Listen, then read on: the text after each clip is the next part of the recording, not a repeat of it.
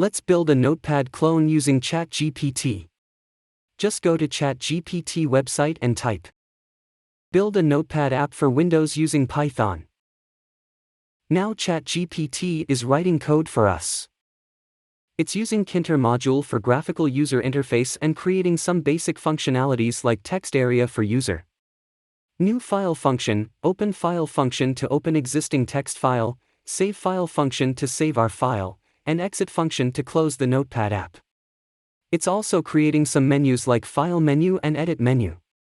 Now it is creating cut, copy and paste function to copy and paste text. Now our code is ready. Let's copy this code and paste it in our notepad.py file. Now save this file and then run this using command python notepad.py. You can see now our very own Notepad app is open. We created a Windows Notepad clone without writing any code. Let's maximize this and check out these menus. We have a file menu with 4 choices like New, Open, Save and Exit.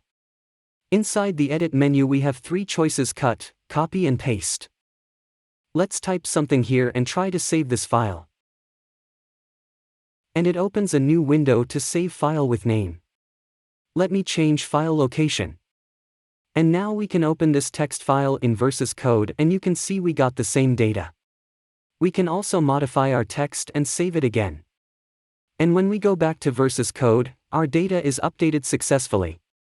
We can also open a new Notepad file by clicking on New. We can also open a saved file by clicking on Open and selecting the file.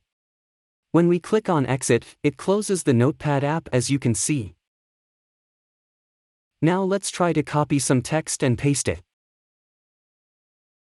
Now let's try to cut text and paste it to see if it's working. As you can see, all the functionalities are working. So that's it, guys. This is our simple Notepad app that we build using ChatGPT in 1 minute. Thank you for watching and see you in the next video.